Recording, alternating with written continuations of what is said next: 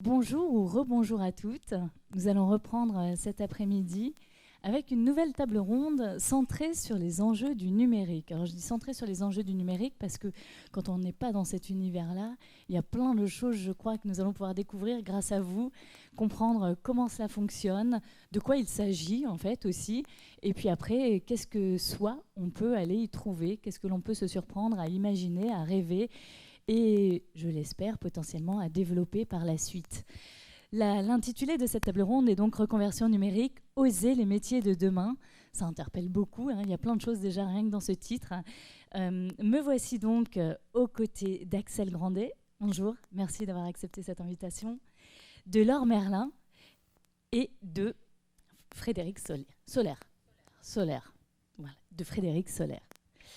Je vais vous demander à chacune et à vous-même on va commencer par un petit tour d'horizon et je vais vous laisser le micro pour que vous puissiez vous présenter et nous dire qui vous êtes et ce que vous faites au quotidien. Il est allumé ? Il est allumé. Ok, bonjour, je suis Laure Merlin. Ce que je fais au quotidien, c'est des activités bénévoles et des activités rémunérées. En rémunéré, j'explique la blockchain avec des Legos. Les Legos, et oui, on comprend beaucoup mieux quand on touche en fait la blockchain.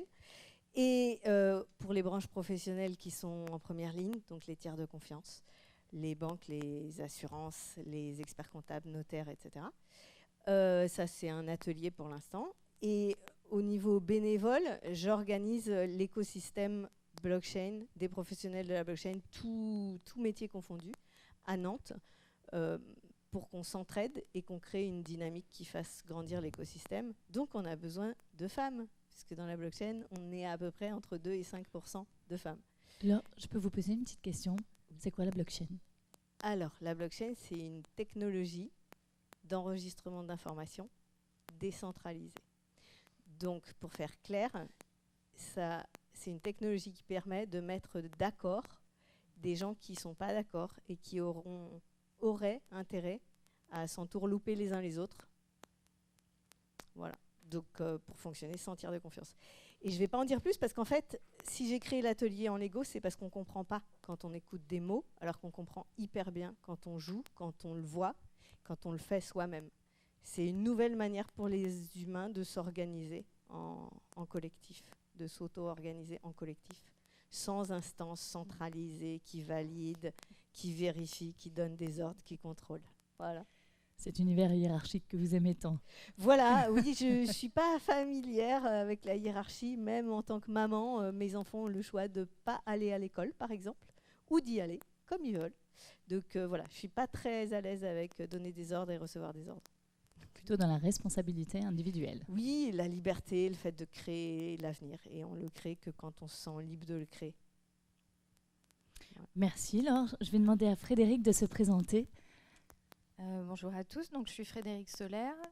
Je suis chargée de médiation et emploi dans un centre de formation qui s'appelle Simplon. Ouais. C'est parce que j'ai une petite bête sur la main. Et donc voilà, donc Simplon, c'est un centre de formation qui forme au métier du numérique. C'est un centre de formation un peu atypique puisqu'il vient de l'économie sociale et solidaire. On a été créé en 2013 et notre credo, c'est de permettre à des publics sous-représentés dans les métiers du numérique d'accéder à une formation longue qui leur permettra d'accéder à ces métiers. Par exemple, des personnes qui viendraient de quartiers prioritaires et qui n'ont pas eu accès à des études d'ingénieur, et également, du coup, les femmes qui sont sous-représentées dans ces métiers, comme on le sait, parce qu'elles représentent environ 15% des salariés. Voilà. Et donc, du coup, Simplon, on mène pas mal d'actions pour favoriser l'accès aux femmes au métier du numérique. Donc, je ne sais pas si je dois en parler maintenant ou plus longuement ensuite. Oui. Okay. Non, avec plaisir, oui. Ok.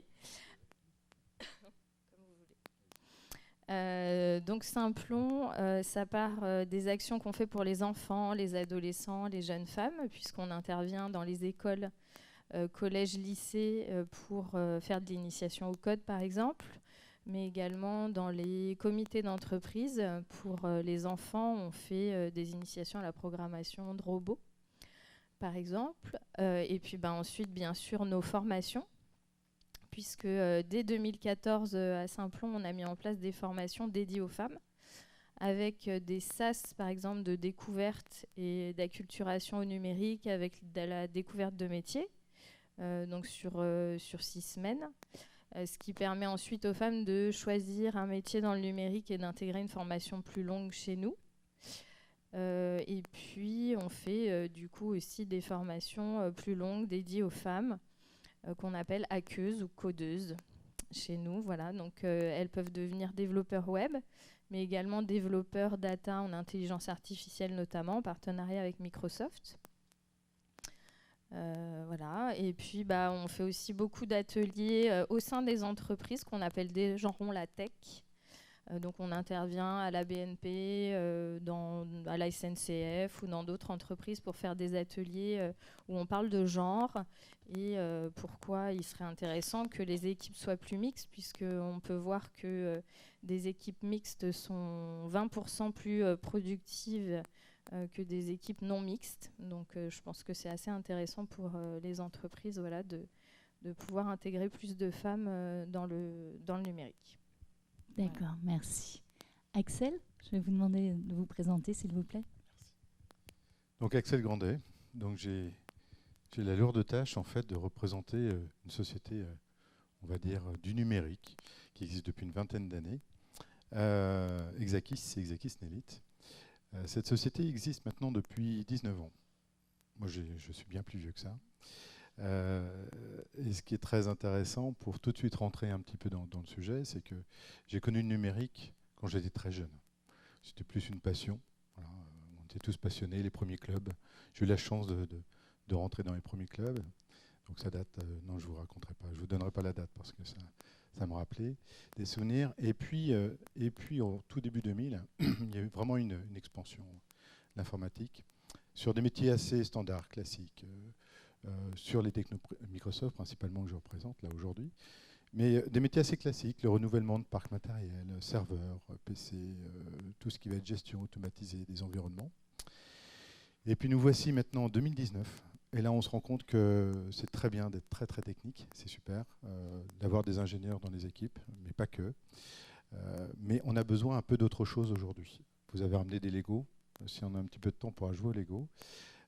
L'informatique a complètement changé. Les métiers du numérique ont complètement évolué, changé. C'est quoi ces métiers du numérique ? Très bonne remarque.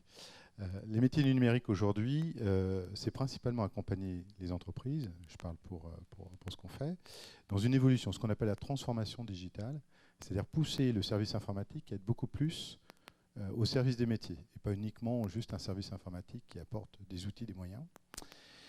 Et ça veut dire quoi ? Ça veut dire tout simplement faire des études, pondre des architectures, l'excellence de déploiement, d'installation, avec des process, avec des procédures, avec du code, avec du développement. Sauf qu'aujourd'hui, les métiers de nos clients ont évolué. Et c'est les métiers qui tirent en fait la transformation digitale. Donc ça veut dire que travailler dans le digital, dans le numérique, ce n'est pas uniquement que faire de l'expertise technique. On a énormément besoin maintenant de gens qui savent communiquer. On va parler d'accompagnement au changement, on va parler de formation, transfert de compétences. Et sur ces métiers-là, qui sont moins techniques, on a vraiment besoin de com. On a vraiment besoin de gens qui savent animer des débats, animer des tours de table, animer des sessions de puzzle. Et on joue aussi au puzzle, hein, puzzle ou Lego. Et donc on a vraiment besoin de femmes parce qu'aujourd'hui, si je prends rien que l'agence de Nantes, c'est 80% de femmes sur les métiers d'accompagnement au changement. Passer un peu à l'effet l'informatique d'avant, l'informatique aujourd'hui, comment est-ce qu'on passe sur cette transition pour les utilisateurs des entreprises. Et là, on n'est plus dans des métiers techniques. On est vraiment sur une approche d'adhésion, de communication, parfois de formation. Et ça, c'est vraiment des nouveaux métiers qui apparaissent. Alors, nouveaux métiers il y a 5 ans aujourd'hui. Mais là encore, on a vraiment une croissance phénoménale par rapport à ça. Je suis très heureux que Saint-Plon soit représenté aujourd'hui, puisque on l'a compris, l'informatique, comme je le disais à l'instant, ce n'est pas que des ingénieurs aujourd'hui. On On est vraiment en manque. J'ai eu la chance cet été d'aller aux sessions congrès Microsoft. Le grand patron Microsoft disait aujourd'hui il y a 17 millions d'informaticiens dans le monde entier. Malgré ça, ce n'est pas suffisant. Et je crois qu'en France, je n'ai pas les chiffres, je dirais n'importe quoi, mais on est sur plusieurs dizaines de milliers de manque d'informaticiens tous les ans, ou de personnes en charge de la communication. Et ça, c'est vraiment un point à prendre en compte aujourd'hui. Donc, le digital, le numérique, c'est plus l'informatique d'hier. C'est aider les entreprises à évoluer elles-mêmes. Et l'informatique n'est qu'un moyen. Et la communication est un enjeu fort pour nous permettre de faire en sorte que nos projets réussissent. Merci Axel. Nelly, bonjour. Nelly Moffett, bienvenue. Je vais vous demander, comme à chacune et à chacun, de vous présenter, voilà, de nous dire qui vous êtes et ce que vous faites. Bonjour, désolée, j'étais en train de finir un atelier. Je me suis dépêchée. Alors moi, je m'appelle Nelly Moffett et à Lyon, j'ai lancé une association afin d'aider les grands publics à comprendre la technologie blockchain. Merci.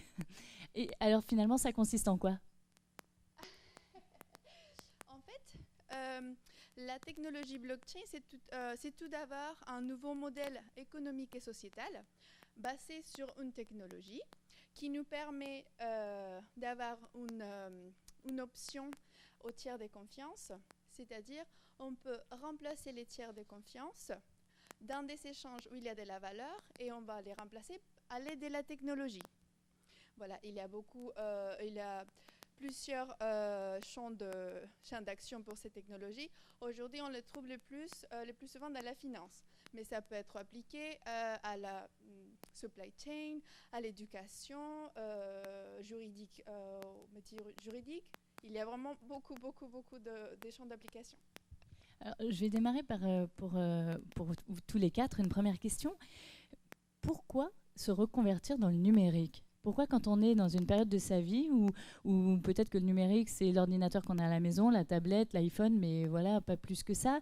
Qu'est-ce qui fait qu'on peut avoir l'idée et l'envie d'aller se reconvertir dans le numérique? À quoi ça correspond, ça? Vous allez tous y passer. Ok, alors, moi, par exemple, je n'étais pas du tout dans le numérique et j'ai jamais pensé que j'allais le devenir. Mais une fois, j'ai entendu parler, par exemple, de ces technologies. Je la trouvais tellement géniale que j'avais envie de savoir tout ce que je pouvais. Et aussi, j'avais envie de la partager avec tout le monde. Et par exemple, je connaissais personne dans les milieux. C'était pas dans ma langue. Mais j'ai découvert une passion. Il a eu un déclic. Et là, j'ai changé toute ma vie parce que j'ai découvert finalement ce que j'aimais faire en fait. Qu'est-ce que vous faisiez à ce moment-là? Alors, j'étais dans la formation, mais pour les hôtesses de l'air. D'accord. Alors, c'était avec les compagnies aériennes, c'était rien à voir. Et quand j'ai découvert la technologie, la seule chose que je me suis dit, en fait, j'aurais apprécié tellement que je puisse avoir cette approche bien avant, que quelqu'un m'explique, Nelly, tu peux faire ci, tu peux faire ci, tu peux faire ça, et casser tous ces stéréotypes que j'avais du numérique derrière un ordinateur, c'est pas du tout ça.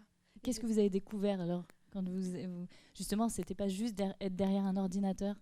Alors en fait, c'est les champs d'application qu'on peut avoir. Aujourd'hui, par exemple, dans la blockchain, il y a, où je me spécialise, c'est les projets avec un impact social. Comment on peut donner l'accès à des services financiers à des personnes qui n'ont jamais eu de compte bancaire, sans passer par une banque, par exemple. C'est comment on peut améliorer la vie des gens grâce à la technologie. Et c'est là où j'ai trouvé mon source d'épanouissement professionnel et personnel. Vous êtes formé? Oui. Comment vous avez fait pour choisir une formation, pour parcourir cet univers? C'est difficile quand on ne connaît pas en plus un univers, pour faire son choix, pour rencontrer les acteurs qui participent de cet univers. Comment vous avez procédé? Alors, je suis allée parler avec tout le monde. Donc, j'ai parlé avec des entreprises, avec des professionnels. Je suis allée visiter des centres de recherche. J'ai parlé avec tout le monde. Voilà. Et c'est une économiste à Boston qui m'a conseillé une formation qu'elle a fait. Donc je l'ai suivie et après j'ai continué. Ça fait combien de temps maintenant? Alors, j'ai commencé ça en 2017 et j'ai lancé l'association en juin de l'année dernière. Et alors, votre nouvelle vie dans le numérique, puisque finalement vous êtes reconverti dans le numérique, comment vous pourriez la définir? Qu'est-ce que ça vous apporte aujourd'hui? Ah, je m'éclate. Alors là, franchement, je ne peux pas dire avec des mots à quel point je suis contente de faire ce que je fais. Et je suis payée pour aider des gens et apprendre des choses. Et ça n'a pas de prix. Hein. Vous vous sentez comment aujourd'hui dans cette nouvelle vie numérique? Je suis super contente et j'ai envie de partager ça. J'ai envie que les femmes elles découvrent ce que moi j'ai découvert et que ça a changé ma vie. Et là, souvent, ils me disent, bon, ça se voit en fait. Voilà, donc c'est ça. Ça se voit, ça s'entend, ouais. C'est beau. Merci beaucoup Nelly. Frédéric? Alors, moi, je ne travaille pas vraiment dans le numérique indirectement, mais à la base, je suis conseillère en insertion sociale et professionnelle. Donc, j'ai travaillé en mission locale pour les jeunes à Pôle emploi. Et en fait, ce que j'ai vu au fil des années, c'est que forcément, comme vous le disiez, on est en pleine transformation digitale et que tous les métiers maintenant vont toucher de près ou de loin à tout ce qui est digital, numérique. Donc, forcément, moi je suis passionnée aussi de tout ce qui est politique de l'emploi, aides qui permettent aux demandeurs d'emploi d'accéder à un métier. Et donc du coup, forcément, je suis venue au digital et au numérique, à tous ces métiers que j'ai découverts un petit peu depuis quelques années, que moi non plus je ne connaissais pas très bien. Mais voilà, c'est dans ce sens où on sait qu'il y a 80% des métiers actuels qui vont se transformer et aller vers le digital et le numérique. Donc moi je me suis dit, il faut que j'aide les gens à accéder à ce type de métier. En fait, c'est surtout comme ça que moi je vois les choses et que que j'essaye d'amener les gens vers ces métiers. Et comment vous procédez? En fait, c'est les personnes qui viennent vous voir parce qu'elles en ont entendu parler, ou comment ça se passe concrètement? Comme je vous l'ai dit tout à l'heure, on peut faire des ateliers, effectivement. Moi, j'interviens dans les pôles emploi, j'interviens dans les missions locales, je fais des informations collectives. Parfois, je viens avec quelques-uns de mes apprenants qui font des petites initiations au code, qui font des démonstrations, comment on devient développeur. Et voilà, on crée des passions comme ça. Mais en fait, je me rends compte que beaucoup de gens, beaucoup de demandeurs d'emploi, beaucoup de femmes, en fait, ont déjà d'elles-mêmes été touchées à un ordinateur et même ont été regardées du code de façon plus poussée. Et c'est des gens qui sont très autodidactes.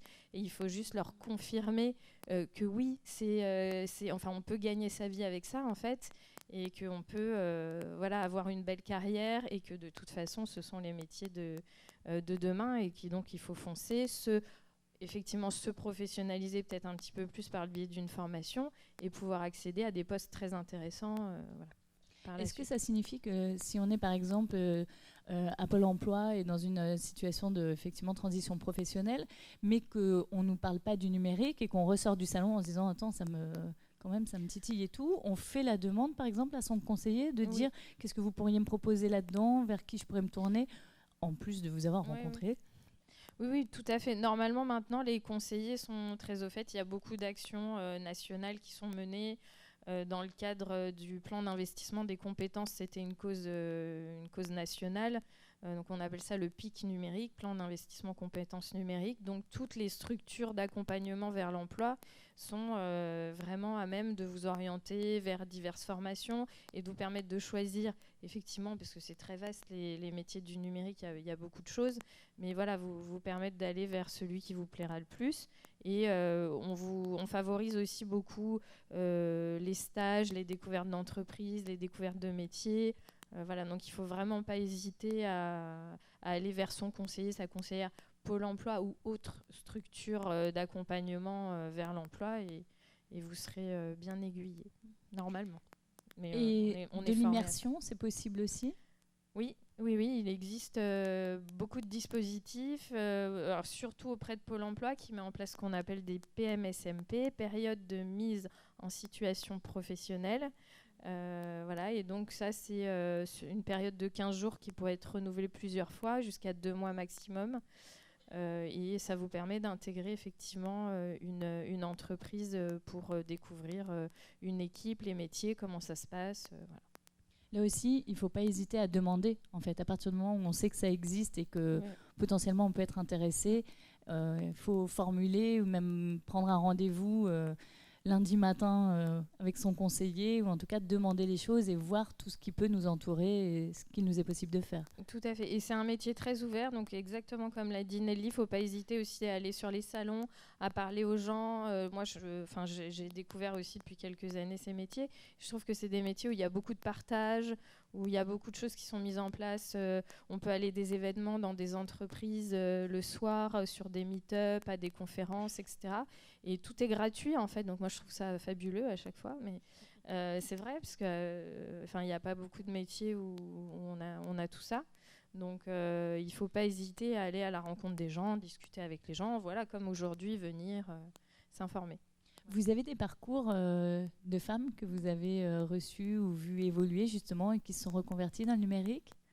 Oui, on a des parcours de reconversion, on a des parcours aussi de décrocheuses scolaires qui ont abouti à des postes très intéressants. Moi, j'avais notamment une décrocheuse 5e qui est venue nous voir adulte et qui est maintenant développeuse dans la data. Donc, elle gagne très bien sa vie, mais elle avait des appétences mathématiques et logiques toute seule, en fait. Voilà, parce qu'on peut avoir des qualités personnelles au demeurant sans les avoir évaluées, quoi.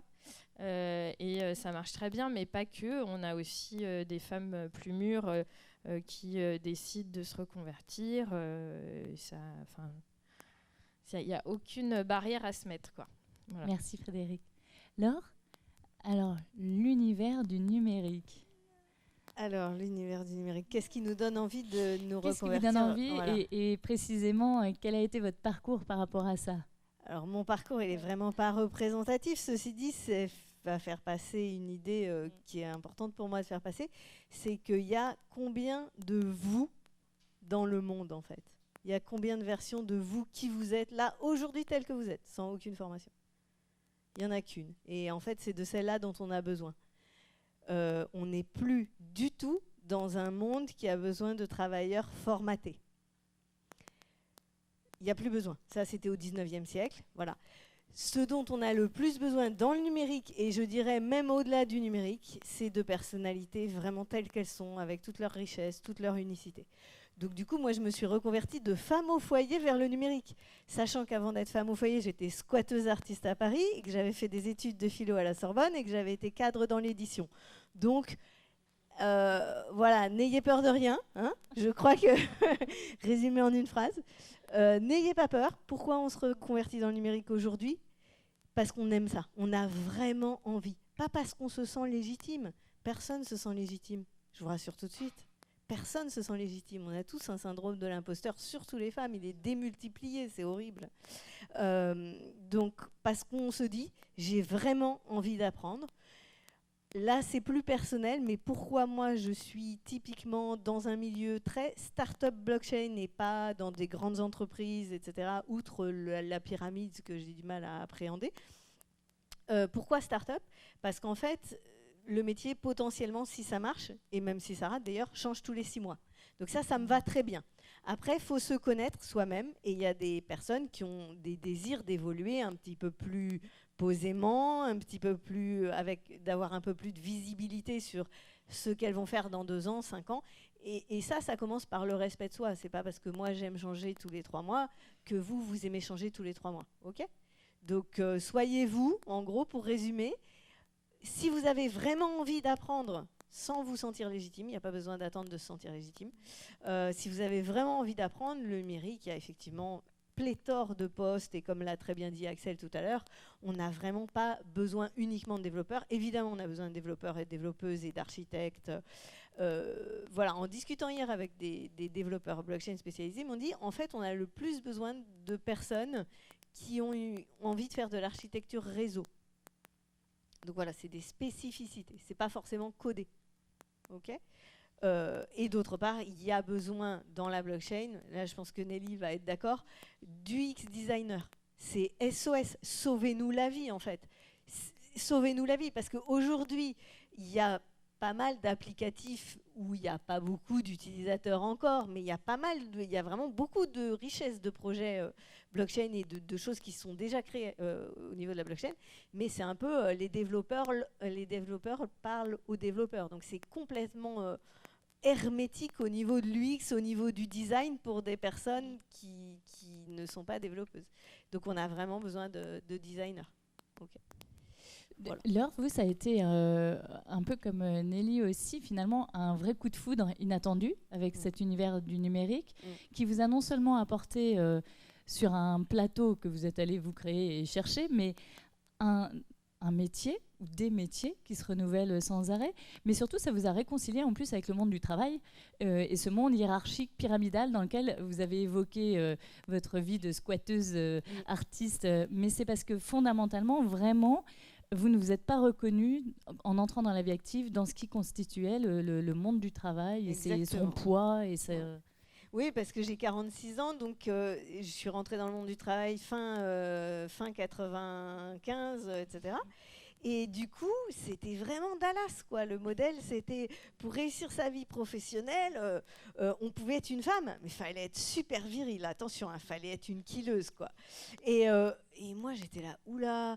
Et en fait, c'est pas seulement une critique de la hiérarchie vue du haut, c'était vraiment une critique de l'esprit hiérarchique. Puisque même d'en bas, j'ai commencé en bas dans une petite boîte d'édition et je suis montée très très vite, mais en bas, je discutais avec les gens et ils me disaient « Ah oui, mais quand même, là, sur notre marché africain, il se passe ça, je suis allée voir, etc. » J'étais là oh, « Information hyper importante, tu l'as fait remonter au patron ?» Oh non, lui c'est le patron, etc. Et le patron, qui était un gars intelligent, toute la journée, il réglait des problèmes qu'il n'avait pas à régler. Patron, on fait quoi bah attends, je réfléchis. Bah ok, peut-être ça. Patron, et on fait quoi et en fait, je comprenais pas du tout comment ça fonctionnait. Je comprenais pas pourquoi le patron, il était obligé de décider sur plein de trucs qui n'étaient pas de son ressort finalement, puisqu'il avait des personnes qui étaient responsables de ça. Et pourquoi les gens d'en haut, ils étaient très... oh là, c'est le patron, hein, il se débrouille en fait. Ils étaient là un peu pour avoir le chèque, mais ils se débrouillent. Il n'y avait pas d'implication, voilà. Et j'ai un problème constitutif, c'est que je ne peux pas faire mon travail en mode je fais mon boulot. J'y arrive pas. Voilà, il y a des gens qui arrivent, j'arrive pas. Moi, je suis toujours à 250%. Donc, je suis stagiaire, mais c'est ma boîte, en fait. Donc, voilà. Donc, si vous avez un peu plus cloisonné que moi, super, bravo. Je ne savais pas faire. Du coup, voilà, ça m'a réconciliée avec l'idée que travailler, c'est pas forcément juste faire son job, et ni forcément juste donner des ordres et obéir aux ordres, en fait. Parce que là, ça se passe comment, depuis que vous avez découvert cet univers et que vous avez foncé tête baissée dedans ? Là, c'est foufou, hein. Donc c'est vraiment très créatif. Donc j'ai été dans une start-up, je suis repartie, j'ai créé un autre projet de start-up, ça a raté, j'ai plié, je recrée autre chose. En fait, là, du coup, grassroots, en fait. Comment dire grassroots j'ai fait quelque chose un peu sur le côté dans mon bénévolat. Donc je me suis dit pourquoi plein de gens super intelligents mettent énormément de temps à comprendre la techno. C'est que ça doit être expliqué. On va l'expliquer en Lego, parce que du coup, d'où mon côté maman au foyer, enfant voilà, donc du coup, j'étais très versée dans les pédagogies alternatives. Donc, si je l'explique en Lego, qu'est-ce qui se passe? Et là, waouh, ils comprennent 10 fois mieux, 10 fois plus vite. 6 mois plus tard, sans faire aucun marketing, sans avoir en fait une entreprise, une grande banque me rappelle, c'est vous qui expliquez la techno-blockchain en Lego, est-ce que vous pouvez le faire pour 100 personnes? Oh bah, si vous le demandez gentiment et que vous payez cher, ça va aller. Donc voilà, donc en fait là, c'est vraiment du coup pas parti d'une grande idée, c'est parti d'une demande. Concrètement, du coup, j'ai été rappelée, école de management, ordre des experts comptables, la métropole, voilà, tout, il y a des choses en négociation. Donc voilà, j'ai essayé de partir d'en haut, ça n'a pas marché, mais c'est pas grave parce qu'en fait, on apprend tout le temps. L'idée, c'est de dire si on veut sans arrêt rebondir, on a la chance en France d'avoir quand même beaucoup d'airbags en fait. On a vraiment, c'est pas comme plein d'autres pays. Évidemment, c'est pas, je vais pas vous dire que c'est confort de vivre au RSA, mais c'est quand même, si on arrive à se détendre et à bien budgétiser, c'est quand même gérable en fait de se passionner pour quelque chose et de décider de foncer dans un domaine, même si c'est pas immédiatement rentable en fait. Donc je crois qu'on a beaucoup de chance à ce niveau-là. D'ailleurs, petite annonce pour le ministère, pour Tremplin. tremplin BPI, la French Tech vient de créer quelque chose qui peut peut-être intéresser certaines d'entre vous. Ils ont reculé la date. C'est jusqu'au 30 septembre pour justement donner des bourses pour démarrer dans la tech. C'est un accompagnement, c'est des bourses, c'est de l'argent, etc. Et c'est très très bien, très très bien. Ça s'appelle Tremplin de la BPI. Et de On la va sur le French site Tech. de la BPI. Site de la BPI ou site de la French Tech, il faut taper Tremplin. C'est 12 000 € qui sont donnés, un mentor Il et faut déjà un projet. une structure et juste une idée. Il faut juste D'accord. une idée. Et en particulier, ils cherchent en particulier des profils sous-représentés dans la tech. Donc femmes en reconversion, super. Étrangères, super. Voilà. Mais est-ce qu'une idée dans la tech, ça signifie innovation? Est-ce que ça veut dire qu'il faut avoir une idée innovante et qu'est-ce qu'il y a derrière ces mots? Pas forcément. On peut utiliser la tech pour tout. Là, ça ouvre un autre débat. Je vais essayer d'être bref du coup parce que là, ça fait vraiment beaucoup d'idées à la suite. Je suis tombée sur un article très intéressant sur les VC américains, les ventures capitalistes, les financiers en fait américains. Ils cherchent à financer des projets unsexy tech, c'est-à-dire de la tech qui n'est pas sexy. Je vais vous donner un exemple. J'ai rencontré à Nantes quelqu'un qui est en train de développer une appli pour les déménageurs. Et il a déjà presque la moitié du marché. Parce que les déménageurs, autant vous dire que les boîtes du numérique, ils ne se sont pas intéressés aux déménageurs. Et les déménageurs, quand quelqu'un s'intéresse à eux, c'est waouh, quoi. OK ? Donc, en fait, ce n'est pas forcément innovant au sens métier pas traditionnel. C'est juste, qu'est-ce qu'on peut faire aujourd'hui avec la tech qui peut totalement simplifier et totalement rendre beaucoup plus productif, beaucoup plus agréable un métier qui est super établi, super tradi, qui n'a pas bougé depuis très longtemps. Vous voyez ce que je veux dire ? Donc c'est pas forcément innovation. Alors un terreau à la fin. Hein, oui.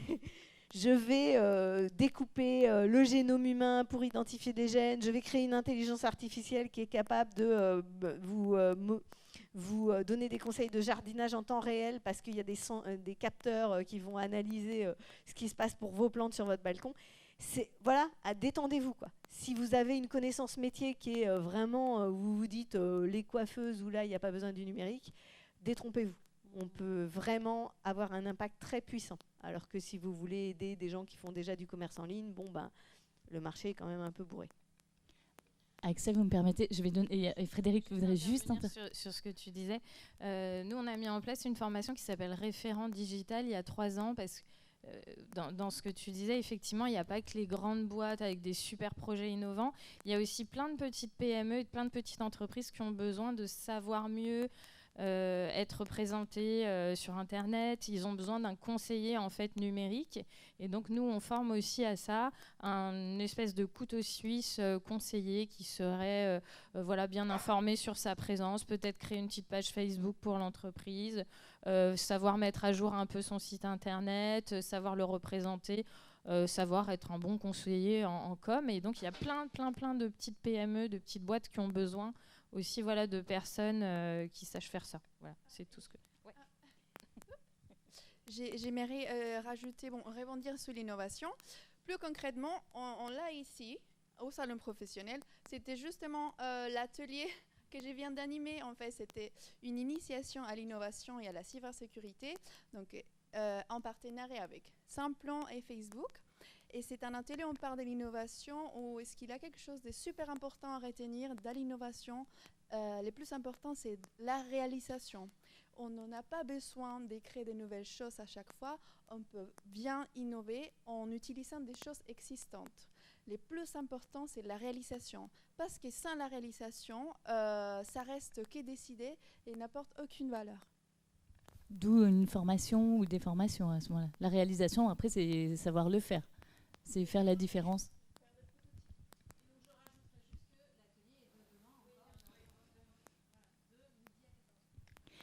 Axel, vous voyez, elles ont appris à prendre leur place. Hein. Ouais, très bien. Non, mais je me suis inscrit déjà au salon de demain parce qu'il y a plein de choses. Moi, je suis tout à fait d'accord à 300% à ce que vous venez de dire. Quand je reçois des candidats, parce que je m'occupe aussi du recrutement, je leur dis il y a 2 écoles. Il y a une école traditionnelle, ingénieur ou pas, et puis il y a l'école de la vie. Celle-ci est importante. Alors, ce paraît, on ne va pas sortir les violons, absolument pas. Mais ce qui est très important, c'est que vous avez tout un acquis de votre métier, vos différents métiers, vos différentes expériences, parfois votre vie, c'est-à-dire que c'est pas parce que vous n'avez pas travaillé dans l'IT, vous n'avez pas un entourage qui travaille dans l'informatique, ou dans le digital, le numérique, que vous ne pouvez pas rentrer dans le digital, absolument pas. Moi, j'aurais rêvé d'être déménageur pour pouvoir pousser la solution. Je pense que c'est une très bonne idée. Et puis surtout, aujourd'hui, il y a plein d'initiatives de financement, fonds d'investissement divers et variés qui proposent des montants. Alors, ça peut être le tremplin. Il y a Novapulse aussi qui est présent sur Nantes.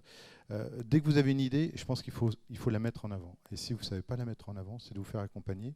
Il y a des mentors, il y a des tuteurs, il y a des gens qui sont là pour ça, pour en faire une idée géniale. Alors, ça peut être une start-up qui dure 6 mois, mais parfois, on a des Facebook qui durent bien plus longtemps. Donc, en fait, vous avez tout un acquis. Ça, pour moi, c'est évident et c'est ce que je recherche aujourd'hui. C'est pouvoir travailler. Quand je rencontre un client, il n'arrive pas avec une solution puisque c'est à moi de lui apporter. Et parfois, je ne connais pas le métier de la banque. Je ne suis pas spécialiste de la finance, ce n'est pas mon job. Mais avoir des gens qui sortent du métier de la finance, quel que soit le domaine, il y a forcément un cas d'usage. On parle beaucoup des agences bancaires, refondre une agence bancaire. Quand on n'a jamais travaillé dans une agence bancaire, on n'a aucune idée de ce qu'on pourrait proposer en termes de projet, que ce soit du développement. Moi, je ne réalise pas de code, je ne suis pas développeur. Mais aujourd'hui, on est dans un monde où on sait réaliser des applications sans code. C'est la grande tendance. Donc, il ne faut pas avoir peur de ça. Il ne faut pas avoir peur de ça. En fait, vous avez des Legos qu'on a mis dans un ordinateur et vous faites ce jeu d'assemblage. Donc, à l'école, je crois que c'est le petit chat qu'il faut avancer. C'est Scratch. On le connaît tous en fait, qu'on fait avancer, mais c'est pour former déjà à cet assemblage derrière un ordinateur. Et c'est ça qui est nouveau. Donc il faut avoir une idée, et après vous avez des gens qui sont capables d'aller très loin ou pas, dans le développement, dans la réalisation de tout type de projet. Allez-y, je vous en prie. Non, je vous en prie. Alors, on va même très très loin. On parlait de capteurs. Vous savez, un capteur, vous avez peut-être une alarme chez vous, vous ouvrez la porte, on détecte. Aujourd'hui, il y a plein de types de capteurs.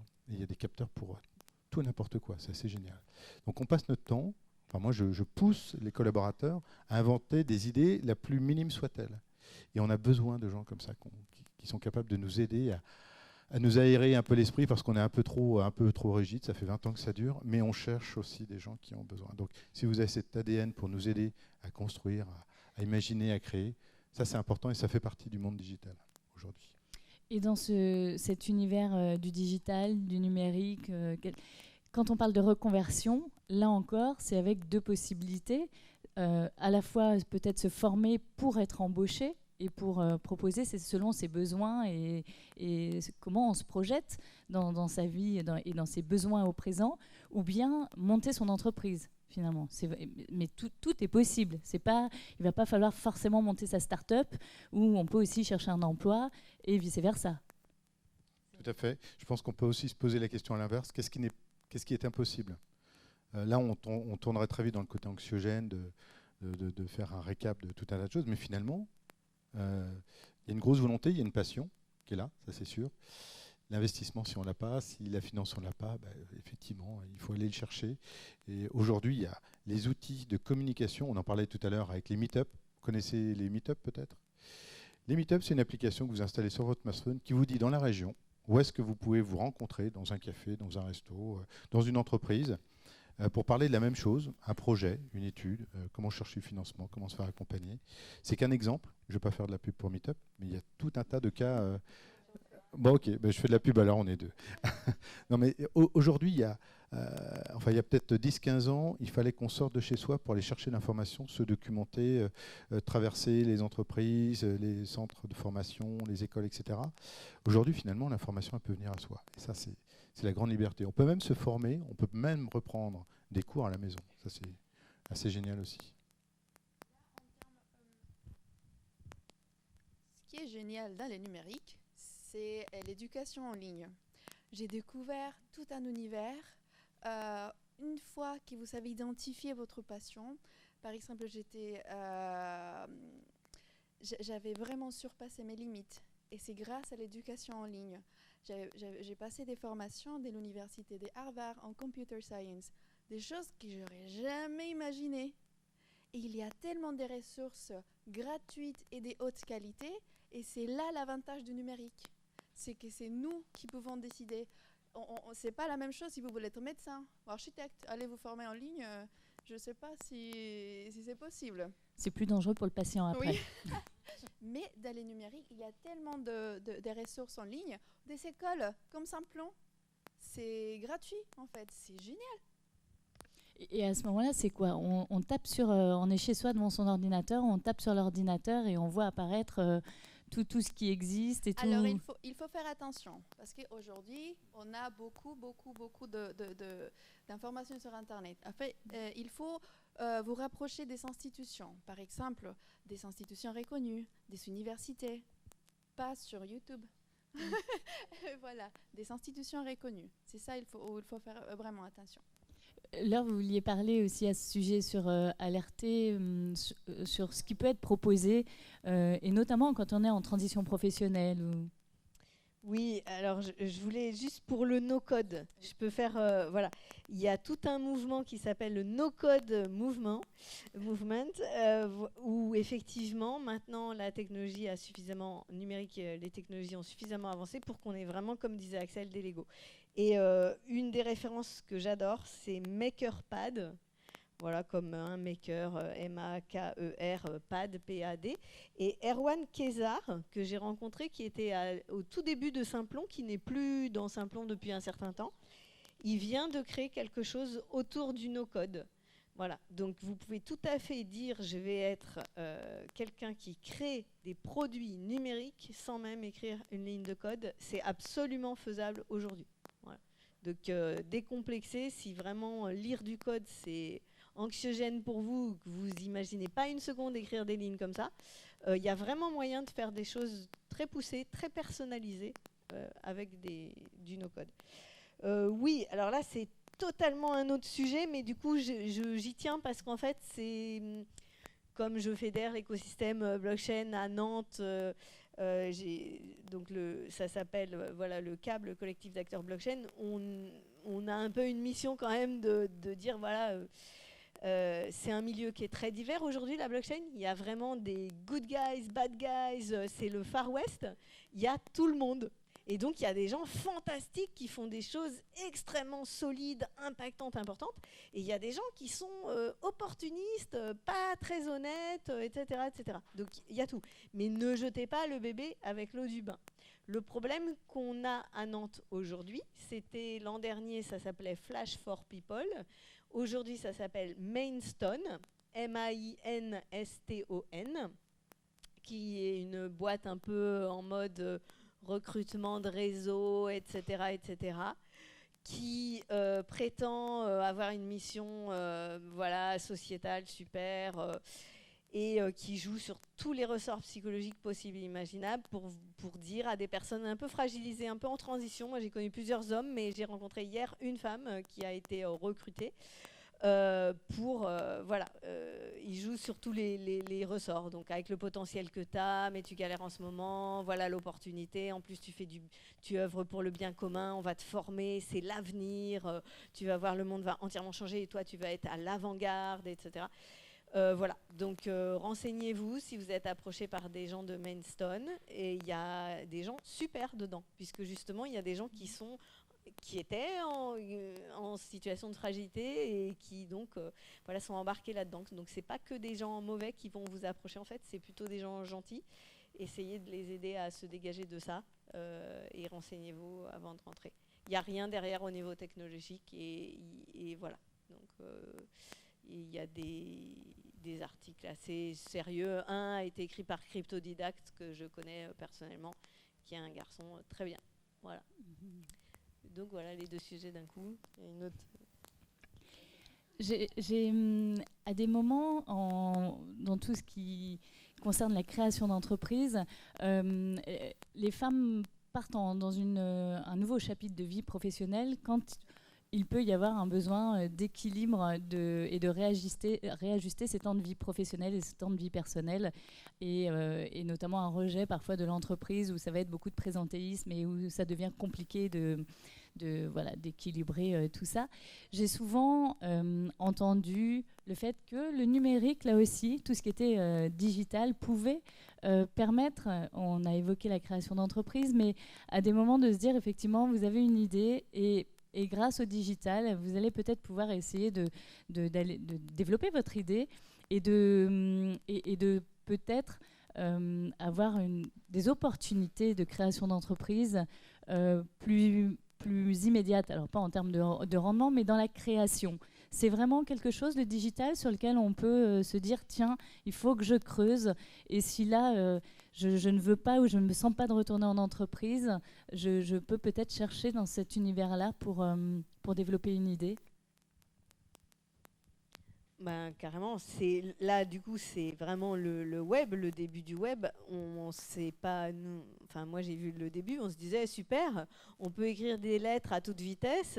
Et puis il y a des gens qui font plein de fautes d'orthographe et de grammaire, ils écrivent des faux articles de journaux et ils appellent ça des blogs. On en était là, hein, fin 90, on se disait oh, c'est sympa ce truc. Bon, on s'est pas du tout rendu compte à quel point ça allait entièrement révolutionner l'information et l'éducation. Et le business.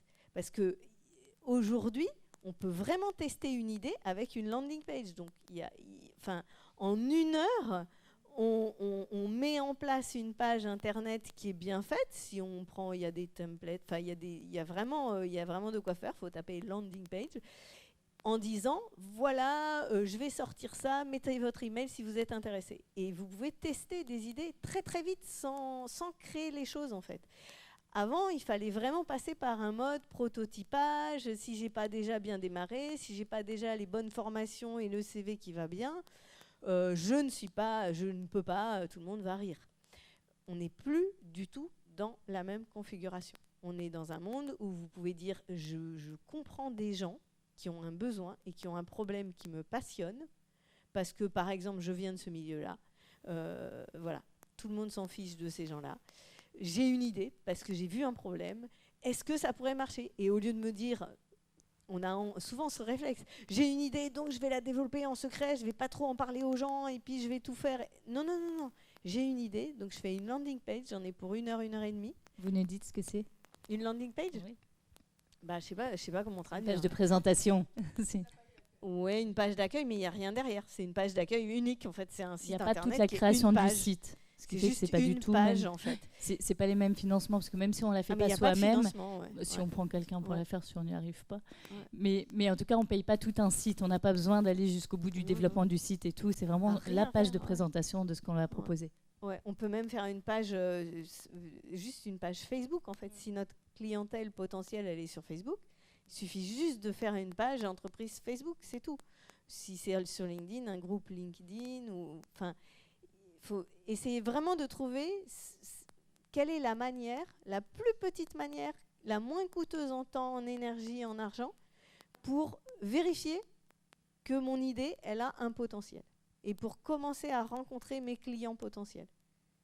Il ne s'agit pas de fabriquer, il s'agit d'ouvrir le dialogue autour de votre idée. Je me permets de revenir sur l'atelier de l'innovation. Par exemple, il y a beaucoup d'outils aujourd'hui qui sont gratuits. Dans l'atelier qu'on propose par rapport à l'innovation, on va utiliser un outil qui s'appelle Marvel.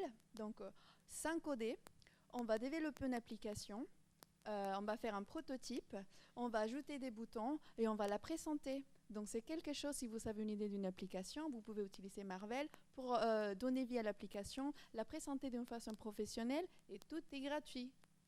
Voilà, donc il y a beaucoup d'outils comme ça. Alors il y a aussi un changement aussi de... Excuse-moi. Il y a un changement aussi de... peut-être de volonté, de stratégie aussi qui peut être individuelle par rapport à votre question. C'est est-ce qu'on a besoin de monter une entreprise? Il y a un phénomène qui se développe de plus en plus, je trouve. C'est le phénomène de freelance. C'est-à-dire en fait, j'ose pas retourner en entreprise, j'ai envie d'avoir un peu plus de liberté, j'ai envie de prendre mon courage à deux mains et de proposer mes missions, mes prestations en freelance. Alors il faut avoir une valeur ajoutée, il faut connaître un métier, il faut avoir quelque chose quand même à proposer, ça c'est important. Mais ce qui est très intéressant, c'est qu'en plus en tant que freelance, il y a tout un tas de médias. Moi je pense à ma femme, petite pensée. Quand elle s'est lancée, elle n'avait pas une âme de commercial. Et pourtant, quand on a quelque chose à proposer, il faut aller sur le terrain, trouver des clients, et c'est un peu compliqué. Moi, je n'étais pas très réseaux sociaux, pour une question d'âge, très probablement. Et en fait, elle s'est mise sur Facebook. Elle s'est mise sur ces réseaux-là. Et elle s'amusait à trouver des groupes constitués qui lui ont permis en fait, de faire de la promotion. Et ça, c'est quelque chose de nouveau. On a une idée, on n'ose pas la vendre, mais il peut y avoir d'autres personnes qui peuvent être intéressées pour vous faire votre promotion. Parce que vous avez des valeurs humaines, parce que vous avez un savoir-être qui intéresse aussi. Vous avez bien évidemment un savoir-faire. Mais ça, c'est quelque chose de nouveau. Donc, on n'est pas obligé de monter une grosse structure d'entreprise. Ça, c'est une belle finalité. Ça, c'est évident. On vous l'espère grandement. Mais il peut y avoir des intermédiaires pour pouvoir justement tâter un peu le terrain, tâter son niveau d'entrepreneuriat. Et il peut y avoir donc différentes formules pour pouvoir le faire. Voilà. Oui. Découveuse, oui, c'est un bon terme aussi. Non, surtout le phénomène de mentor, de relation, voilà, c'est ça. Des gens qui sont prêts à encourager. Je pense que aussi c'est intéressant. Enfin, pour ma part, on m'a demandé de participer à un comité stratégique pour des startups. C'est donner de mon temps. J'ai rien à y gagner. On va être très clair. Et ça, je pense que c'est quelque chose de nouveau aussi. C'est quand on est à peu près établi, on ne sait jamais de quoi ça sera fait demain. Mais c'est important aussi d'ouvrir l'esprit et d'avoir envie de contribuer à ça. C'est ce que je disais tout à l'heure, c'est quand même des métiers qui sont hyper ouverts, où on contribue beaucoup et même de façon totalement bénévole. Donc ça, c'est vraiment une chance si vous voulez vous renseigner. Je voulais juste dire aussi, si vous n'avez pas d'idée et si vous n'avez pas envie de créer ou de devenir entrepreneur, il est possible aussi de rentrer dans ces métiers quand même, d'intégrer des équipes, de contribuer, de découvrir de nouveaux métiers. Et puis vous verrez après, au bout de 2, 3 ans, 5 ans, si des idées vous viennent. Et à ce moment-là, vous pourrez vous-même créer. Mais on n'est pas obligé de se lancer sur de la création d'entreprise. Vous pouvez faire de la découverte de métiers et puis intégrer des équipes et contribuer à votre niveau, découvrir. Voilà. Je voulais juste décomplexer ceux qui n'ont pas forcément d'idées. SOS, surtout si vous n'avez pas d'idées, rejoignez-nous parce que comme nous, on a des idées mais on ne sait pas tout faire, en fait, on a vraiment besoin de gens qui ont envie d'apporter, de faire vivre une idée qui n'est pas la leur. Qu'est-ce qu'on fait pour vous rejoindre ? On a vraiment besoin de gens qui ne sont pas porteurs de projets, en fait. Qu'est-ce qu'on fait pour venir vous rejoindre ? On vient nous parler, comme disait Nelly, j'aime bien. On va parler à tout le monde, allez parler à tout le monde. Allez parler à tout le monde et puis... Est-ce qu'il existe des sites ou au-delà des sites sur YouTube ou des témoignages sur lesquels on va retrouver des parcours ? Parce que quand ce n'est pas un univers dans lequel on navigue aisément, on va moins chercher. Mais est-ce qu'il y a des choses sur lesquelles on peut aller se projeter, s'inspirer à travers des témoignages en ligne, peut-être dans des TEDx ou autres, dans des livres ?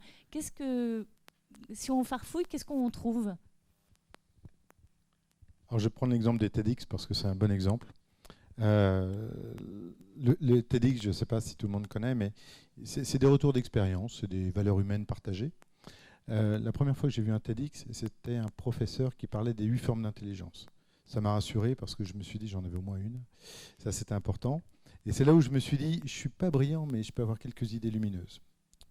Voilà, je vous la donne, ça vaut ce que ça vaut. Mais ça effectivement, il y a plein de sources d'inspiration. Le TEDx, c'est un bon exemple. On a vraiment des cas de gens très brillants qui ont monté des huîtres connectées. J'ai vu ça il n'y a pas très longtemps et ça m'impressionne parce qu'il faut avoir le courage pour porter ce type de projet, le communiquer encore plus et puis surtout d'en vivre. Donc ça, un grand bravo. Mais voilà, il y a plein de choses qu'on peut trouver sur ce type de réseau. Il y a aussi, on a une chance incroyable, c'est d'être dans la région nantaise qui est extrêmement dynamique. Je pense que si on a envie vraiment de ne pas passer notre temps à la maison, je crois qu'on peut se promener dans la rue. Il y a forcément un sujet numérique qui traîne dans l'agglomération nantaise et ses alentours, en passant par Laval, par Angers, et j'en oublie, ils m'excuseront. Mais ça, c'est quelque chose d'incroyable. Donc le contact du numérique passe d'abord par les gens. Et je pense qu'à Nantes, on a tout ce qu'il faut pour ça. Il y a une vraie dynamique dans la région particulière ? très particulière parce que même des villes comme Lyon, qui sont plus gros en niveau de quantité de start-up et tout, viennent au Web Today, l'événement, et nous disent on vous envie à Nantes parce que vous avez vraiment créé un événement collaboratif. Et on a donc maintenant le premier événement en région sur le web qui s'appelle le Web Today. Et parce qu'on a vraiment une dynamique collaborative. Donc ce que je fais, moi, on est 3-4, non, on n'est pas 3-4, on est une trentaine en fait dans le CAB au niveau de la blockchain. Mais au niveau du web, c'est déjà énorme et c'est déjà vraiment inspirant pour d'autres villes qui sont beaucoup plus grosses, qui ont beaucoup plus de levées de fonds, beaucoup plus d'argent, de nombre de startups comme Lyon. Parce que justement à Nantes, on est très ouvert. Et Meetup, je reviens sur Meetup parce que comment faire ? Inscrivez-vous sur Meetup, allez au Meetup, il y a des gens, vous allez rencontrer des gens incroyables et on a envie de discuter avec tout le monde. Et c'est une grande chance à Nantes. On n'a pas ce côté, on va vous évaluer sur votre background, etc. On va faire des choses ensemble. Et voilà. Et se former, il y a énormément de formations en fait, en facilitation graphique, tout un tas de techniques d'agilité, plein de formations qui sont utiles dans le numérique ou paranumérique, qui sont gratuits sous forme de meet-up mensuel à Nantes. Par exemple, ce que nous proposons dans l'association Atal Project, c'est des ateliers mensuels, gratuits, ouverts à tout le monde. Et c'est l'atelier de l'introduction à la blockchain. Et on publie ça sur Eventbrite. C'est comme Meetup, c'est Eventbrite. Et c'est par là que ça commence. Allez chercher sur Internet, participer à des événements. N'ayez pas peur. Je sais que parfois, quand on s'intéresse à quelque chose qu'on ne connaît pas, l'intelligence artificielle ou surtout des métiers super techniques, on en a peur de participer. Mais ne vous inquiétez pas. Si vous ne comprenez pas la première fois, ce n'est pas grave. Mais vous allez peut-être rencontrer quelqu'un qui va vous expliquer, qui va vous orienter. Le plus important, c'est d'agir, d'être pressant. Parce que c'est là où les changements, ça se passe en termes de reconversion. Ce n'est pas ici. En écoutant une conférence, c'est quand vous allez prendre la décision, allez, je vais m'inscrire, allez, je vais décrocher ce téléphone et je vais demander des informations pour m'inscrire en formation, pour dire à ma responsable que ça ne va pas, ou pour parler avec à ma famille que je veux changer de métier. C'est là où les changements, ça se passe. Frédéric ? Si sur la data et l'intelligence artificielle, si vous voulez vous informer, on a posté aussi sur Eventbrite l'événement, mais en partenariat avec Microsoft, le 23 la semaine prochaine et le 30, on fait une information collective à destination plutôt des demandeurs d'emploi ou des gens qui veulent suivre une formation. Et ça se passera au Lab Microsoft. Il reste encore quelques places sur Eventbrite. Voilà. Parce Simplon, on lance une formation data intelligence artificielle sur Nantes qui va débuter au mois de novembre et dont les inscriptions sont jusqu'au 11 octobre, voilà, en partenariat avec Microsoft. Et on a l'objectif d'avoir au moins 50% de femmes sur la formation, donc n'hésitez pas. Pourquoi c'est important cet objectif par rapport aux femmes ?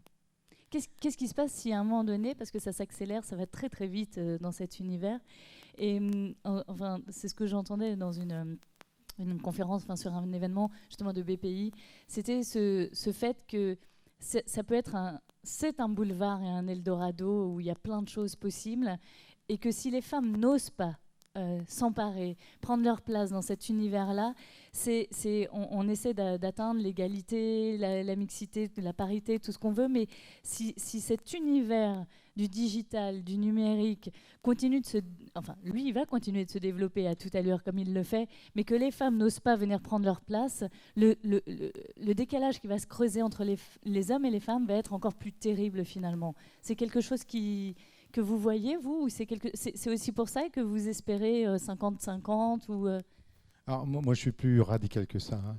C'est-à-dire que dans le digital aujourd'hui, il y a un gros manque de personnes. La question, elle est vraiment pas dans la mixité. Hein. Je vais être très très honnête là-dessus. On est en manque. Donc en clair, rien que par rapport à ça, c'est un secteur d'activité dans lequel on doit impérativement se pencher. 70 000, j'avais pas le chiffre. 70 000 postes en France qui manquent. Voilà, vacants et non pourvus. Et là, sur ce point-là, la partie AI Data, c'est simple, c'est le sujet de tout de suite maintenant ou de demain. Donc c'est le sujet, c'est le cas d'école sur lequel il faut effectivement s'embarquer parce que vous êtes sûr d'avoir, quasiment sûr. Combien de chances? 95%, 99,9% d'être recruté à la suite de ça. Donc je suis un peu radical, oui, mais carrément. ah oui, mais très très franchement, c'est un gros manque. C'est pas juste une utopie, c'est pas.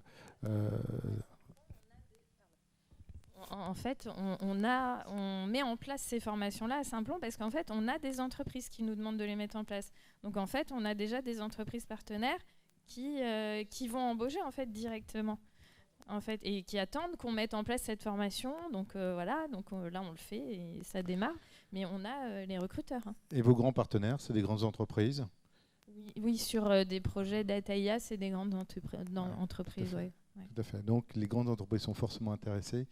Donc toute initiative est bonne à prendre pour justement combler ce manque. Et ça, c'est super important. Donc allez-y, foncez. Je pense qu'il ne faut même pas se poser la question. Après, il ne faut pas avoir peur de ça. Je vais prendre un exemple. Je crois qu'une personne qu'on prend sur Nantes, de Saint-Plon, c'est une personne qui était, et ça m'intéresse beaucoup à titre personnel, qui était pâtissière, je crois, avant. Donc strictement rien à voir. Strictement rien à voir. Il faut quand même avoir un peu de notion. Donc il y a un petit questionnaire, en entrée, mais ça c'est tout à fait normal. Méchant. Voilà, c'est ça. Pour mesurer un peu l'ambition, la passion, je reprends votre terme. Mais clairement, il y a des vrais sujets, il y a des vrais manques.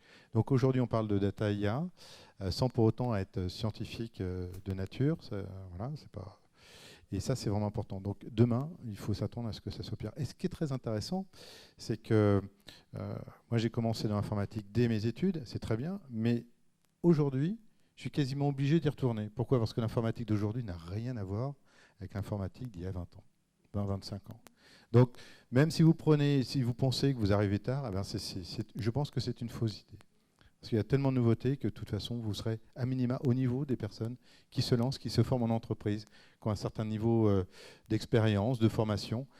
Donc en clair, on est tous au même niveau, quoi. Voilà. Et aussi, en fait, j'ai eu l'opportunité d'intervenir dans les groupes d'Ataïa à Lyon.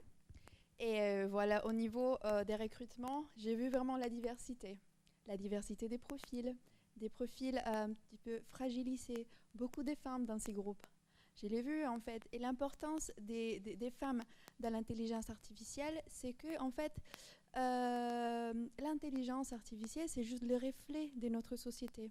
Si notre société, il n'y a pas de mixité, on va la voir reflétée, par exemple. Dans tout ce qui est les voitures autonomes, aujourd'hui, il y a un petit souci par rapport à la reconnaissance des personnes. Comment on alimente toutes ces données avec des photos des hommes, ces logiciels, ces projets, ils ont plus de mal à reconnaître les femmes et les personnes de couleur. Donc c'est pour ça qu'il faut des femmes. C'est là où on voit les vrais impacts. Oui, c'est aussi un enjeu alors, actuel, mais de transmission. Et pour les enfants d'aujourd'hui, sur aussi les modèles dans lesquels ils vont se construire et voir si pour les petites filles, si elles se projettent, parce qu'elles voient aussi exactement, c'est se projeter, s'identifier et à partir de là, s'autoriser et se dire « Oh là là, si elle l'a fait, je peux le faire aussi ». Oui, je trouve que c'est très très important parce qu'en fait, il y a une phase toute où on est centré sur soi et on se dit qu'est-ce que j'aime, etc. Et c'est une phase qui est très importante. Et pour passer à l'action, c'est vraiment centré sur l'autre. C'est quel monde je veux créer demain. Moi, j'ai mes préférences, j'ai mes likes, dislikes, j'ai mes trucs, mes doutes, mes hésitations. À un moment, on s'en fiche, on met ça au placard. Je veux créer quel monde. C'est tout. Et j'y vais. Et donc, je veux créer quel monde pour mes enfants, mes neveux, mes voisins, etc. Je veux créer quel monde pour les autres. Je crois que c'est souvent quelque chose de compliqué. J'ai fait des formations, un petit peu aider des gens à réussir des entretiens d'embauche. Et je lui ai dit, tu vas en entretien et tu te focalises sur une seule question. De quoi il a besoin et comment je peux l'aider. Regardez le recruteur, de quoi il a besoin, comment je peux l'aider. Parce que sinon, on a la petite bête à l'intérieur qui dit « J'ai dit une bêtise. Oh, j'ai l'air de quoi? Ouh, il faudrait que je fasse semblant de... Et tiens, il faut que je lui fasse l'impression que... faut surtout pas que j'oublie de... blablabla. Moi. » Et en fait, c'est pas l'attitude qui va vous remplir de détente et d'empathie, et vous allez régulièrement vous louper complètement, et en plus vous n'arriverez pas à vous récupérer. C'est-à-dire que quand on se dit il fallait que j'ai l'air de et puis j'ai eu l'air de exactement l'inverse, voilà, c'est très difficile de rattraper l'énergie. Le recruteur il est hyper stressé parce que vous êtes hyper stressé, donc tout le monde, personne ne se sent bien. Alors que si vous êtes vraiment convaincu que vous avez un truc à apporter, regardez-le, de quoi il a besoin. Et des fois il a besoin d'être validé en fait dans son choix de vous, parce qu'il vous a donné un rendez-vous. Donc il faut lui dire, effectivement, là, vous pouvez lui dire, je suis vraiment ravie de vous rencontrer, parce qu'effectivement, votre boîte m'intéresse pour telle raison très précise, parce que je me suis intéressée à vous. Je ne me suis pas que intéressée à, je vais me présenter, comment je vais en jeter, mais plutôt, votre boîte, c'est vraiment intéressant pour ça qui est spécifique. Donc, renvoyez en fait la marque d'intérêt. Des choses comme ça, toutes simples. De quoi il a besoin, comment je peux l'aider. Je vais vous demander à tous les quatre de donner les 3 mots qui pour vous s'associent au numérique. Ce qui vous vient à l'esprit le plus spontanément possible, puisque vous n'étiez pas au courant. Oui, c'est le futur, la vie. Je sais pas, ça fait partie de mon quotidien maintenant, donc et je pense que ça fait partie du quotidien de tout le monde, donc voilà, je sais pas. Biomimétique, liberté et mobilité. C'est ça. Pour moi, c'est la liberté, mais la liberté de pouvoir travailler n'importe où tu es et la liberté de faire ce que toi t'aimes. Et c'est là, par exemple, ce qu'on voit aujourd'hui beaucoup avec les millennials. Voilà, l'idée de pouvoir avoir cette liberté, de te former chez toi, d'être en pyjama, en train de suivre une formation depuis ton canapé. C'est ça.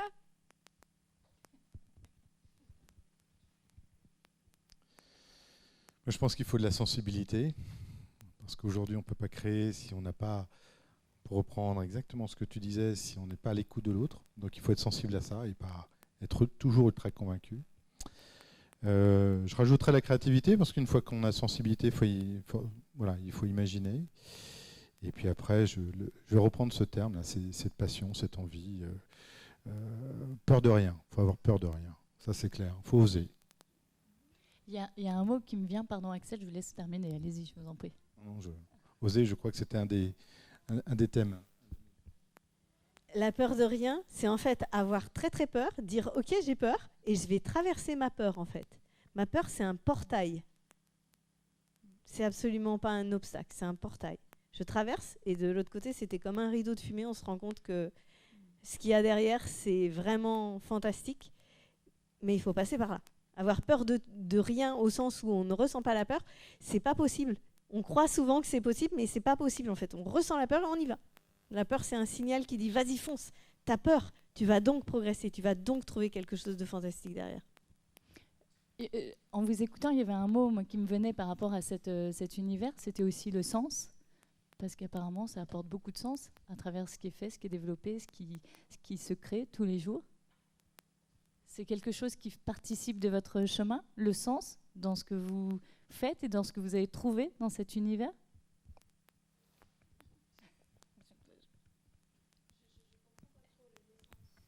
En fait, souvent, on se retrouve à rejeter quelque chose et on est en perte de sens. Et moi, le sens de ce que l'on vit, le sens de ce que l'on fait au quotidien, dans un travail, pour une entreprise. Et quand je vous écoute, c'était vraiment un mot qui apparaissait, c'était que il y avait la passion, l'enthousiasme, il y a l'énergie, mais parce qu'en fait, il y avait un sens derrière, dans ce que vous pouviez faire à partir de là, dans ce que vous avez découvert, dans ce boulevard que ça vous a apporté. Mais ça, c'est ce que moi j'ai ressenti en vous écoutant. Et je voulais savoir si c'est quelque chose qui, effectivement, comptait pour vous ou si ça correspondait à ça, si c'était un mot, en tout cas, qui participait de vos valeurs et que vous avez retrouvé dans cet univers.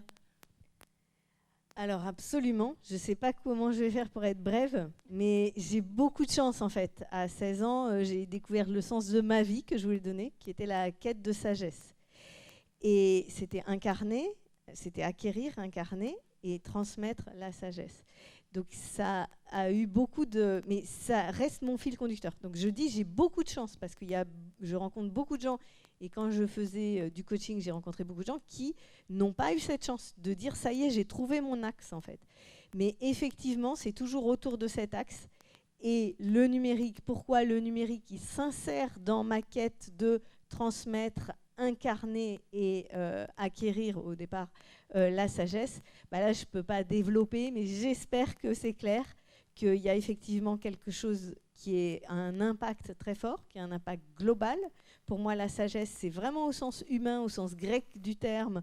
Donc, c'est quelque chose qui ne peut pas être local, restreint, etc.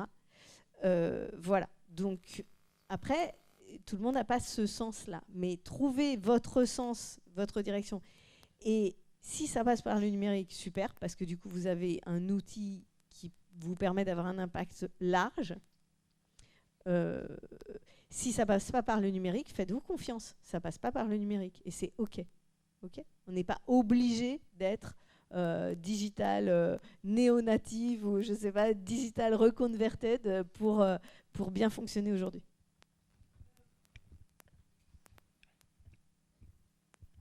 Moi, plutôt que sens, je dirais harmonie.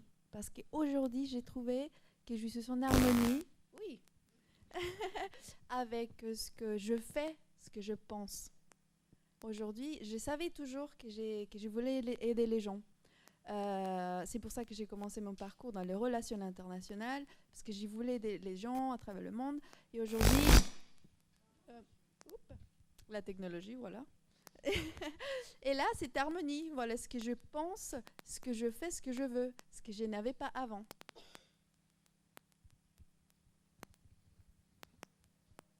Moi, j'ai presque à dire, je ne sais pas où j'allais en fait au début. Je vais être très honnête. Je me suis cherché longtemps. J'ai trouvé ma voie au final par rapport au métier que je fais, que je pratique maintenant depuis un petit moment. Mais on ne prend pas de risque. C'est-à-dire on a le droit de, même si on ne va pas dans le bon sens, si je prends le terme direction, plutôt que de donner un sens par rapport à la sensibilité qu'on a envie de donner, je pense qu'il ne faut pas avoir peur de se planter. En tout cas, dans le digital, on n'investit pas énormément pour monter un projet. C'est pas construire une maison, c'est pas voilà. Donc on prend pas énormément de risques. Et puis on a le droit je pense, de se planter et de recommencer X fois. Dans tous les cas, les digitales vous offrent tout un tas de possibilités. Après, se donner, je vais prendre ce terme que j'aime pas trop, une quête de sens. Parfois, ça va être super décourageant. Donc, il faut faire attention à ça. Maintenant, si on a une sensibilité à la nature, à l'écologie, à tout un tas de choses, ouais, pourquoi pas. Mais il ne faut pas se mettre une barre trop haute, je pense. Rien de spécial à rajouter là-dessus. Pour clore cette table ronde, vous avez déjà chacune et chacun évoqué voilà, ce que ça représentait pour vous. Mais si vous aviez un message, et vous avez d'ailleurs un message, pourquoi êtes-vous venu sur cette table ronde? Qu'est-ce qui était important pour vous de transmettre, de partager avec cet enjeu, reconversion numérique, oser les métiers de demain? Qu'est-ce que ça représente à vos yeux? Qu'est-ce qui fait que vous aussi, vous avez été motivé pour aujourd'hui prendre de votre temps et venir en parler et avoir envie de transmettre quelque chose? J'en ai un petit peu parlé tout à l'heure. Bon, moi, à la base, je n'étais pas du tout dans l'insertion professionnelle. J'étais consultante en logistique. Et à un moment donné dans ma vie, j'ai aussi voulu donner plus de sens à ma carrière. Et donc, moi aussi, j'ai fait une reconversion, mais dans l'insertion professionnelle. Et tout de suite, très rapidement, moi, c'était dans les années 2000, mais j'ai senti que c'était ces métiers qui permettraient à des demandeurs d'emploi ou des personnes qui sont en grande précarité ou sous-représentées ou à qui on ne laisse pas la chance d'accéder à certains métiers comme des... Voilà, avant, c'était destiné qu'aux ingénieurs voilà, qui avaient des bacs plus 5, des bacs plus 10, 15. Voilà, et donc du coup, c'est ce qui m'a moi donné envie de venir aujourd'hui et de dire aux femmes que il ne faut pas du tout être complexé, c'est tout à fait possible. pas uniquement dans la création, dans l'entrepreneuriat, ce qui est très bien aussi, mais juste si vous avez envie de contribuer dans une entreprise, parce que de toute façon, 80% des métiers qu'on connaît aujourd'hui seront plus les mêmes dans quelques années, et il faudra bien aussi vous former à ce qui est digital, numérique, et donc voilà, j'ai pas envie que les femmes soient à la traîne. Oui, je crois qu'en plus, c'est pas. Enfin, le message à faire passer est exactement ça. C'est dans tous les cas, si vous vous lancez dans le numérique, ça ne sera jamais perdu, parce que c'est plus une construction pour demain. Soit c'est un outil au quotidien pour vous, soit c'est vraiment un investissement professionnel pour pouvoir se lancer dans ce secteur. Et pourquoi je suis venu ici? Parce que je vais reprendre mon message de tout à l'heure. On est en manque. Hein. On est en manque. Hein. C'est terrible, mais c'est un secteur sur lequel on a vraiment besoin de vous. Donc ne vous gênez pas. Hein. Et après, il faut se créer des problèmes, se poser des questions. Vous avez des initiatives comme Simplon qui sont excellentes. Moi, je trouve ça vraiment génial. Et puis, il y a d'autres projets ici qui ont été présentés qui contribuent en fait à transmettre une passion. Et c'est une passion qui reste assez simple. Et on a besoin du X. Tu parlais du X. Donc, si vous savez représenter les choses là où les ingénieurs très techniques vont avoir beaucoup de mal, c'est un peu comme dans Matrix. Vous voyez des chiffres, mais à un moment donné, il faut mettre le décor. Eh ben, on a besoin de ça, ça c'est super important. L'accompagnement au changement, la communication, la transition, ça fait partie des métiers du numérique. Et pour autant, voilà, on n'a pondu aucune ligne de code. Et ça, c'est nécessaire. Il y a plein de nouveaux métiers et il faut vraiment s'y intéresser, s'y plonger. Et c'est un peu pour ça que je suis là aujourd'hui.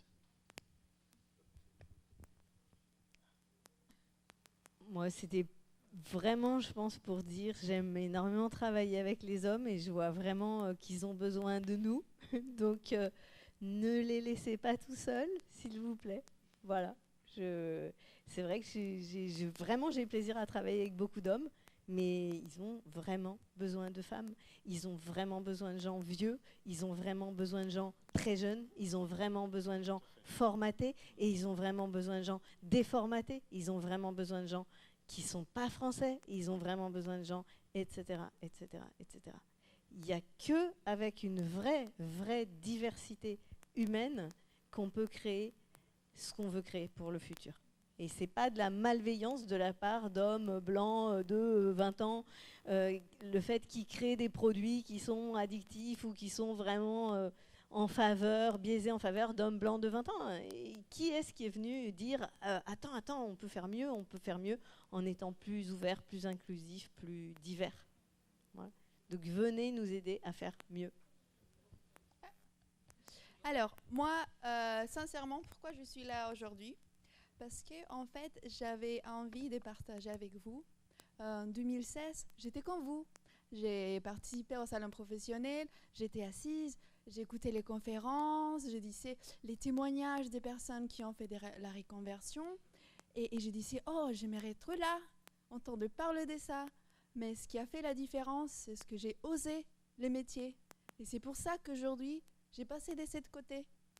Et j'étais de votre côté.